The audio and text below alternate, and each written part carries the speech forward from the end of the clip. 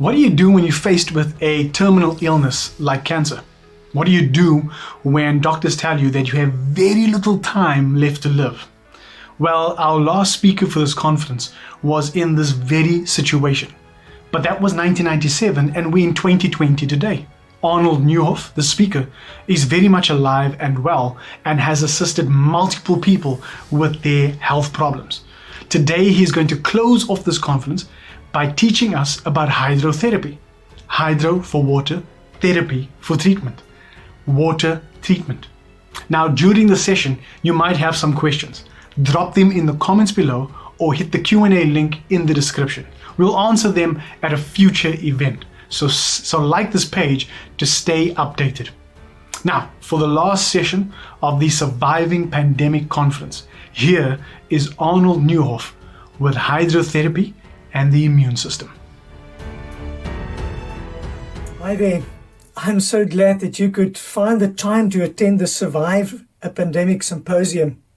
Hope you've learned a lot from the presentations on the immune system, how it is affected by stress, nutrition, rest.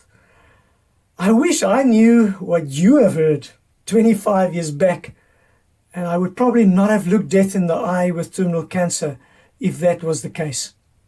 In this session, we are looking at one of the most amazing remedies that God gave us in surviving a pandemic. What is so wow is that there is a historic trail to walk back on. Hydrotherapy and its awesome effect on the immune response. It is worth a listen. We need a few sessions on this powerful remedy, but let's just make the best of the time that we have.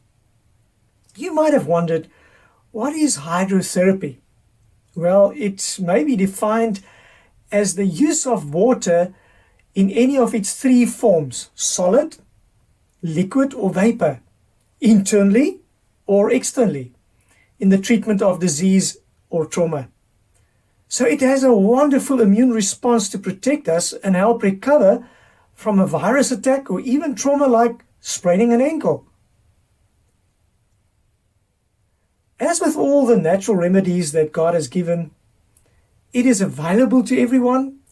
It can be easily incorporated. It's inexpensive, highly effective. Let's mention just a few of these healing advantages of hydrotherapy. Using water for treatment has no side effects. It can be easily applied. It leaves no toxic waste products. It eliminates toxins. So what happens when we apply hydrotherapy? The body environment change with hydrotherapy. Varying temperatures, for instance, hot and cold, mechanical means, and the effect is as a result of impact of water on the body surface. Douches, friction spray, whirlpools, a jacuzzi, for instance. So we call this a hydrostatic effect. Then there's also the chemical means, which refers to internal use of water via our mouth or body cavities. I've experienced thermal treatment to be one of the main healing factors that helped me recovering from terminal cancer. I'll share some of it during this presentation. With the hydrotherapy, the physiological responses are in direct proportion to the extent of environmental changes. So let me give you an example. I'm lying in a bath of water, and we call this hydrotherapy, and the response is, it's 36 degrees, and there will be minimal effect. Actually, it would only have a sedative effect. However, if we heat the tub up to 43 degrees, there will be a phenomenal immediate response. And we could actually see that literally. With hydrotherapy, the physiological response at 43 degrees, the skin becomes flushed, the pulse rate increases, the temperature rises, the metabolic system accelerates, blood becomes more alkaline, vasodilation happens, that's now opening of the arteries, and then the white blood cells increase in number, that increases the blood flow rate. We find also an increase of migration of leukocytes. Very, very important. Now, does this sound like a protocol that would give the coronavirus a run for its life? Absolutely. The body's reaction to the infection would be fever. The heat will kill the virus. And so when we induce a fever, we induce heat by this therapeutic protocol, the blood alkalinity would be in our favor. The white blood cell number increase is in our favor. The blood flow rate as well as the leukocyte migration increases, and that would be in our favor. So show me the medicine that could affect this response at stage 3 of this disease. Now, let's say you are in a tub of 43.3 degrees water for about 20 minutes. Your pulse rate would increase to about 160 beats per minute. And that's not a safe guideline. We should always try and keep it below 140. But the core temperature goes up to about 40 to 40.5 degrees. And once again, that is not a healthy norm. We would rather leave it to about 38.5 to 39 degrees. Now, with this heart rate and this heat of 40 to 40.5 degrees, it's not a happy environment for a virus. Fortunately, water is an exceedingly versatile therapeutic agent, so the physiological response can be varied at will by changing the temperature or the mechanical input, and the body will respond accordingly. After more than 20 years not only using it myself, but observing the use of these therapies in the Be Free Lifestyle Centers, who focuses on lifestyle intervention programs, I've witnessed major results. It is doubtless the reason that hydrotherapy, although one of the oldest therapeutic agents, is still recognized as important by those who are familiar with its application. It goes as far back as biblical times. And here is an example. The prophet said to Naaman, who had leprosy, "Go and wash in the Jordan 7 times, and your flesh shall come to you, and you shall be clean." 2 Kings 5 verse 10. Now just imagine the joy for that family when he returned home totally healed from this deadly disease. So what would be the outcomes when I would use cold water instead of hot in a treatment protocol? Well, applying an ice bath just for 5 minutes, and the physiological response would be to keep the body heat in, and that in itself would enhance the healing effect. Applying an ice bath for about 15 minutes, starting with a temperature of 28 degrees and then ending at around 6.1, leads to physiological response of vasoconstriction, so the arteries narrow up, slowing of local circulation, less leukocytes migration, decrease in tissue metabolism, and even has an anesthetical effect. So it can control pain. This is amazing. This is so good. This is the reason why the body response to contrast treatment is so dramatic. Unfortunately, because of time restraints, the demonstration of these different treatment protocols is impossible, but can be followed by signing up for that free gift after the session. Bringing us back to the now and the year, attending a virtual symposium a few weeks ago, hosted by AWR, it was clear that the ancient treatment protocol still plays an important role even with COVID-19. Dr. Leila Lewis hosted the symposium, and the focus was on lessons learned from the 1918 H1N1 flu pandemic, known as the Spanish flu, and its application to our current pandemic.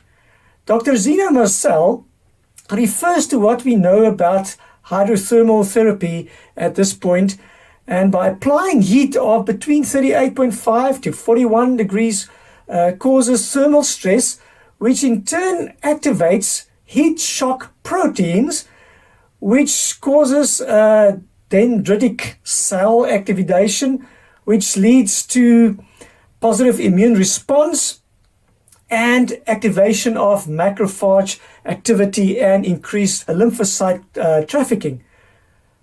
What it means in layman's terms is that the interaction between fever and heat shock response is positively in favor of dealing with viruses.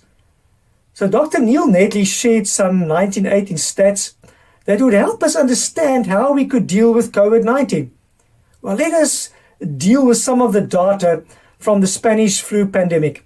It is during the Spanish flu you were infected and you got very sick, and you had an option to go to the medical hospital or being admitted to a sanitarium. Now, sanitariums is like lifestyle centers for us, where natural remedies are used instead of medical protocols. And Dr. Neil Netley shares the stats of these 10 sanitariums and its comparison to the best medical care in hospitals and out-of-patient treatment modalities. Now, please be reminded, in 1918, they were in a worse dilemma than we are during COVID-19. They did not even know what a virus was. There was no medication, not that we have any during this COVID-19. In the 10 sanitariums, they treated 446 patients and applied hydrotherapy treatment to all of these.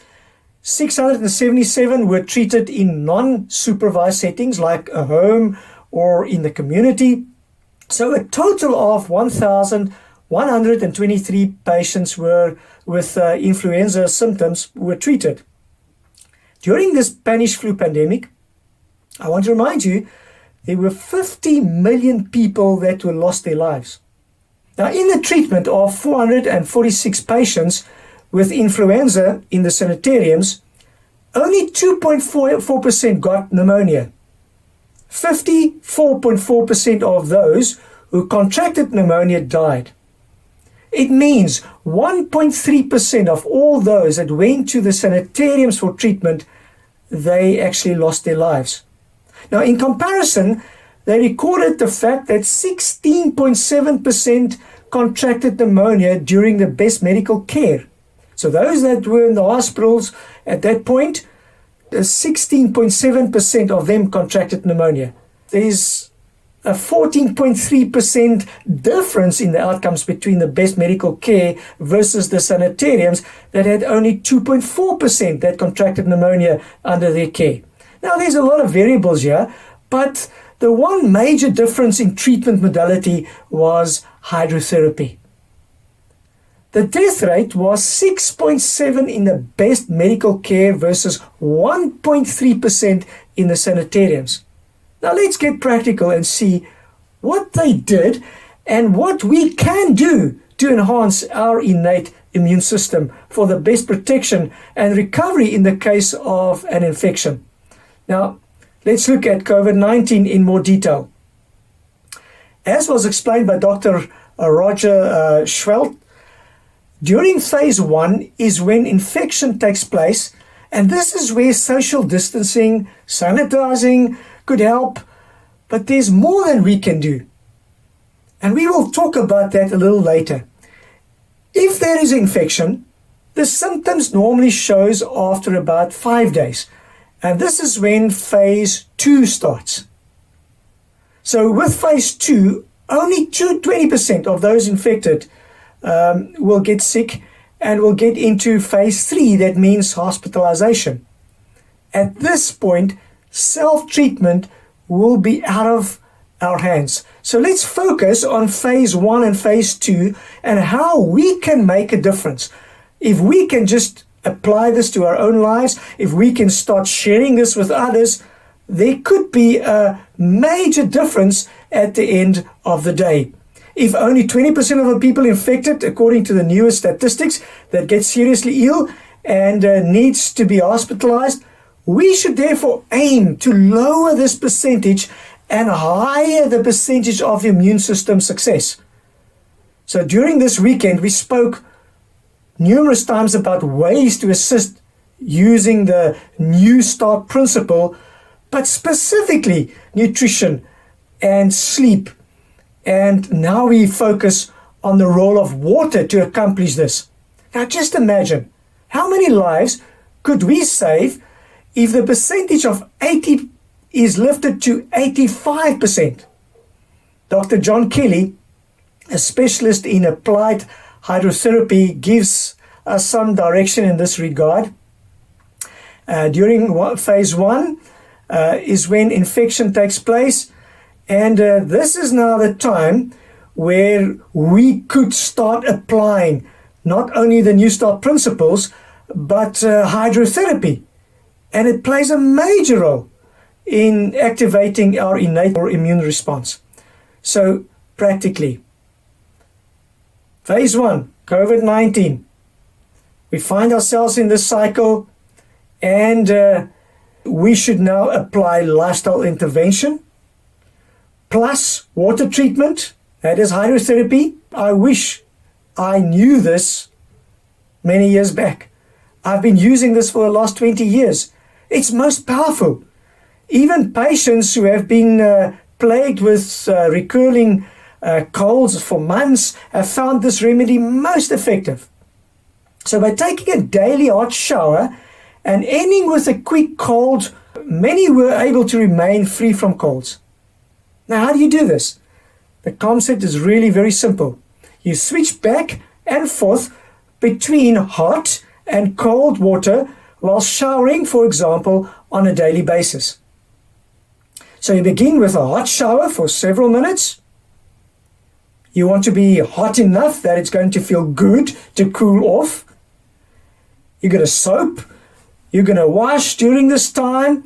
And when this is done, switch to the cold water for about 30 seconds to a minute and then dry off. You will find this so refreshing. The first few times might be painful refreshing, but it just gets better and better as time goes on. So when we use this normal shower routine as a treatment, the procedure is similar but includes repetition.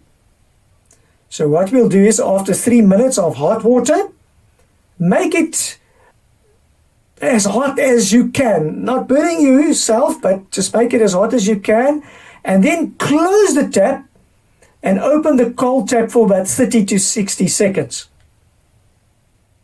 Then go back to a nice hot shower for another 3 minutes. This leaves one with an amazing feeling. Now get a bit more aggressive. Switch to cold a little sooner for a more rapid transition to a colder temperature. And as you get used to contrast showers, you'll be able to tolerate colder temperatures, and this will help tremendously in your fight against disease. It helped me tremendously in my cancer fight, something that I do regularly even today. Now, for the best possible results, the changes from hot to cold should be abrupt. Repeat for 3 to 5 cycles of hot and cold, and remember, it's important to always finish with the cold and then dry off quickly. Some extra rest after the treatment is also very helpful. Just go and lie on the bed and allow the body cells to do its thing. The hot and cold contrast bath is one of the simplest and most effective water treatments. It consists of immersing any body part, first in hot and then in cold water. And when there's pain in my hand, I'll put my hand in hot water, cold water, hot water, cold water. If I've got a sprained ankle, the same thing. So what is the physiology response to this variation? This is a normal blood vessel. If we're going to heat it up, like we do now with this hydrothermal treatment, Once it's heated up, it causes vasodilation, so the arteries just open up. That means the blood vessels widens up and there's an increase of blood flow. When ice is applied to make it cold, it changes the blood vessel size and increases the circulation. More oxygen and nutrients are brought to the affected area, and the removal of toxins and other waste products is sped up. And as a result, there's rapid healing on cellular level. So these protocols can be used to optimize our immune response. Now, during phase 2, at this stage, we have presumed or confirmed early infection, and this is where outpatient treatment can take place. So this is where we can treat ourselves at home, or help people in the community. What is needed here is intensive lifestyle intervention. We need hot fever bars, moist heat packs, steam bars, Russian chair sweat. These are all well-documented treatment modalities that makes a vast difference in the immune response. So obviously we don't have the time to go through all of these different treatments in detail. This is why I'm encouraging you once again to claim the free gift, where most of these hydrotherapy methods will be practically demonstrated. So let's have a quick look at a hot fever bath. This has been a lifesaver for me, fighting cancer a number of years back. Most of us do have a bath at home. And I've asked Renier and Chantel, you have met them in the previous sessions, and I've asked them to demonstrate this powerful treatment modality to us. Let's look at what they are teaching us. For the hydrotherapy, you need the following. First, you need a plastic bag that is quite big, which I'll open up in a moment. Then you need a thermometer, which we're going to test your temperature with. You need a watch so that you can, do the pulse, and the watch will actually help you to do the pulse of your patient or, the person you will be treating. And then we also need some warm stingy nettle tea. Stingy nettle tea is highly alkaline, so this is why we give it to people when doing this treatment, because while we're doing this treatment, we are making your body alkaline, and also it will be a hot tea, so it would help to actually warm the body from the inside out. And then also what you're going to need is you are going to need a bowl with some water in and some ice in there, with a cloth which we'll be using to actually just put on the forehead and maybe on the back of the neck, just to keep you, comfortable while you are in this warm environment. And you need a person in the bath. And you need the person in the bath, which is laying in the bath already. If you wondered where I was, here I am.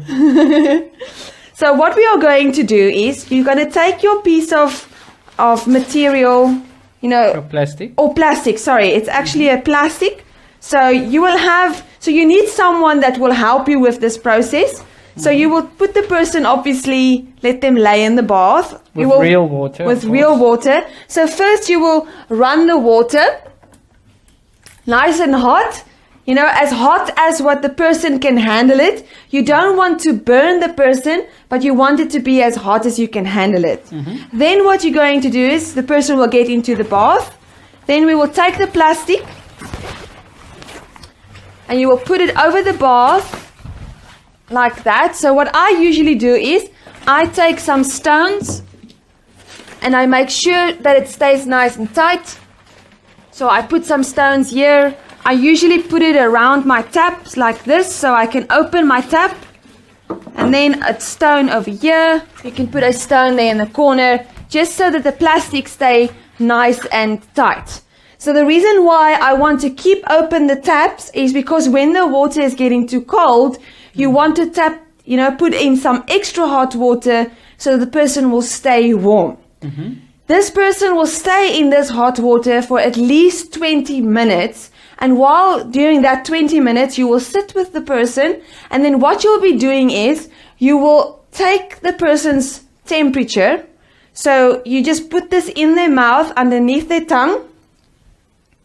You put it on, and it will tell you it's okay. So you put it in the mouth, on the tongue, until it starts beeping, and then you will actually look at what the temperature is. While you are waiting for it to beep, you can perhaps maybe take the person's pulse. And that is what you are going to use the clock for. For the pulse, you need to feel here on your wrist, and until you feel the beeping in your wrist, or you can even use it here, close to your ears. Once you feel it pumping, then you start counting. Every beat you count, and then you keep, watch your clock until 30 seconds have passed.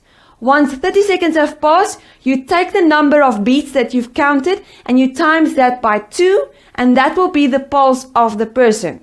So you want to keep checking the pulse and the temperature of your patient or the person you'll be treating on a regular basis, say for instance every 5 to 10 minutes, to make sure that they are comfortable, to make sure that they are safe. And that is our beep for our temperature. Renee's temperature at the moment is 36.3, which is normal because he's got no heat inside of him yet. So during this 20 minutes, by doing the temperature and the pulse, you will have moments where you're not doing anything with your patient. So what you'll be doing is you'll give them some tea. Usually it's advisable to get a straw to help your patient or the person you'll be treating to drink it easier. So Renee, let's just take a sip. And the idea is to finish this cup of stinging nettle, by the 20 minutes.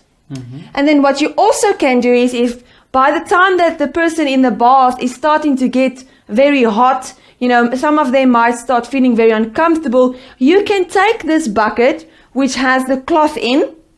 It has ice in there, so it's nice and cold. I'm going to take a dry cloth for now, but you'll be taking the wet one in normal circumstances, and you will actually be, taking out the water out of the cloth and then putting it on the forehead of your patient, and you will be keeping it there. You can hold it tight there for them, or you can just let it lie like that until the person tells you it's hot again, can you please make it cold again? And you'll be keeping this person in this bath for 20 minutes, or unless their temperature reaches 38 degrees or their pulse comes up to 120. Then you take them out of the bath, then they don't have to stay, for the whole duration of the 20 minutes.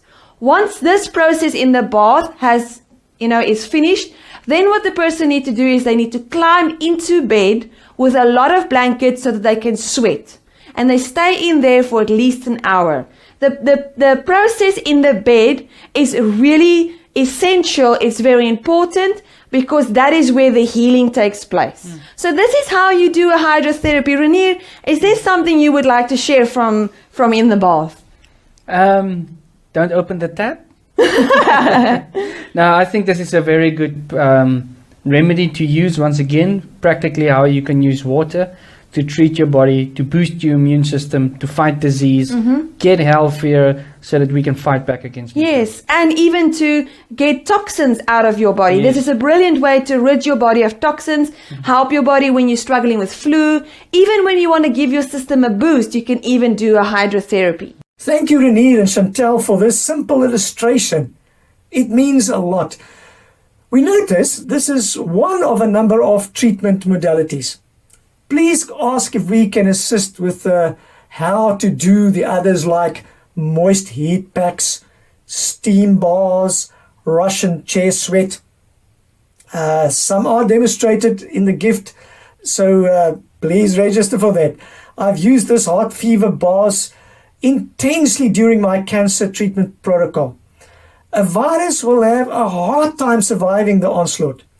Dr. Schwelt gives a summary of phase 2, and you'll notice there is much we can do to help increase the immune system success. Dr. Schwelt recommends the following, and it is complementary with current medical care, and this is scalable to millions of people right away. Don't wait till they are hospitalized. This is the message that needs to go out. then they will be in trouble. This does not require tests or doctors or pharmacy visits. It does not depend on needing treatment to be produced or delivered. It's easily accessible at home. So is there something that can be done in phase 3? So, there's these things that we are saying we can do in phase 2. What can we do in phase 3? Well, there is absolutely a lot of things we can do, especially from what we've learned from the Spanish flu pandemic. In phase 1, we have pre-infection prevention, and this is where lifestyle interventions would take place, where we should look at the New Start principle. We're going to do constant showers, saunas, and then the presumed or confirmed early infection outpatient treatment. That is now phase 2. That is where we need to have more intense lifestyle intervention. We're going to do hot fever bars, moist heat packs, steam bars, Russian chair sweats. And now we're in phase 3, where we've got a confirmed late infection. And there's inpatient treatment needed. So here is where fermentation and hypothermia could be used. So fermentation and hypothermia as treatment modalities, do you think it could be done in hospitals? Absolutely. It is possible that we can do it. The fact is we shy away from work with our patients. It's much easier to administer medication. But in this case, there is none. So how do one apply fermentations? How does one do hypothermia on very sick people in the hospital? I've learned so much from Dr. John Kelly. Back in the 1918 pandemic, they did hot foot bars under covers to warm the patient up. So the patient would, and they're sick, so they would lie in bed and they would use a basin with hot water, and the patient would put their feet in there. They would also be wrapped with moist heat packs in thick towels to avoid them from burning. And this was all to heat the patient to fight the virus. We know the coronavirus cannot stand heat. Let's use it to our advantage. And this is what we can actually do at a point like this. So the patient lying on the back with plenty covers, and we are explaining a fermentation with you, hydrothermal moist heat. And so that's a hot foot bath, 40 degrees to 43 degrees. And we must be careful for diabetics or those with neuropathy. Then it should be less than 40 degrees. And we apply a cold cloth to the head. We keep the head and the neck cool. And we use hot, moist heat to the chest. We wrap heat packs in towels to avoid burning the skin, placing wrapped heat packs under the spine from the neck to the pelvis. We even place one across the chest and cover the patient with blankets. And the results were most amazing. Hypothermia induces a fever-like immune response. We begin the therapy vigorously as early as possible. With first symptoms, you will start it and then repeat once or twice a day. Follow a healthy lifestyle, and then that includes your diet, your exercise, resilience, stress, connectedness. Very important. I was so blown away by the amazing report of the Hutchinson City during May 1990. And I read this a number of times to just make sure I've got all the facts together. The health officer of Hutchinson City, F. Shepherd, reported on a student facility. So it was a dormitory that had about 120 beds, and there were more than 90 of the residents that had been diagnosed with the Spanish flu virus. Now, treatment by Dr. H.E. Larson, which included the following: good nursing care. He regulated the diet. He makes sure that they rested, and that lasted up to 2 to 5 days, even after recovery. They used hydrotherapy, hot, cold, chest, throat, and abdomen. The result: no cases of pneumonia. No deaths. Wow. This record is striking. This makes the usual method of treating flu seems irrational. Dr. Kelly is actively working with COVID-19 cases at the moment, and I've learned a lot from him, and let us see if we can answer this question. And it's $1 million question posed to me personally. What would you do if you were infected by the virus? So I got infected by the virus somewhere along the line. What would I do? Well, I would start with intense lifestyle intervention. I'm living a good lifestyle every day. I'm looking at what I'm eating, what I'm drinking, what I'm doing. I would use the New Start principles by the detail. When we look at nutrition, I would eat only nutritious, fresh fruits, vegetables, grains, seeds, and nuts. I would make sure that I'm in an exercise program and even try to do this outdoors with fresh air and sunshine. I would drink lots of water. I would intensify on hydrotherapy to include hot fever bars, moist heat packs, steam bars, Russian chair sweats, and I would do this daily. I would abstain totally from harmful substances like alcohol, nicotine, caffeine. I would get proper rest. If I were in this position, I would follow this by the letter. I do not promote all kinds of supplements, as I believe food should be our medicine. But in this case, if I contracted this COVID-19, I will use a few supplements. And I'm just going to share this with you in short. I would use vitamin C. I'm going to use 1,000 milligrams 3 times a day. And I would make sure I use high doses of vitamin D, D3, at least 5,000 units daily for 2 weeks. I would make sure I get in the sun added to this. I would use Simplex. Simplex is a zinc supplement, and I would use 2 tabs 3 times per day. I would also use a nebulizer with food-grade hydrogen peroxide, a 10 volume that would give you about 3% strength, and I would use this 3 times a day for about 30 minutes. As with all the natural remedies that God has given us, it is available to everyone. It can be easily incorporated. It is inexpensive. It is highly effective. Most important in this list is trusting God. He is the great physician. The only true source of health and healing is the creator of mankind. And I tell you, he is still healing today. Well, he healed me. I can stand here and testify of that. Throughout history, God has often used natural remedies as his chosen means for the restoration of health.